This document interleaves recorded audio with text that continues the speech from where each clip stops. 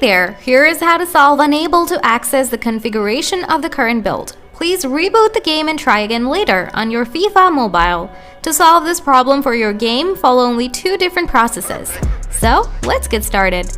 Solution 1. Close the app and try again. First, close the app, remove the app from your background. Now before you reopen the game, please switch your network from Wi-Fi to mobile data or mobile data to Wi-Fi. If you still have the same problem, follow the last solution. Open Setting, scroll down, tap the Additional setting, scroll down, tap the Developer options, scroll down, enable Wi-Fi scan throttling. Also, toggle Always Mobile Data on.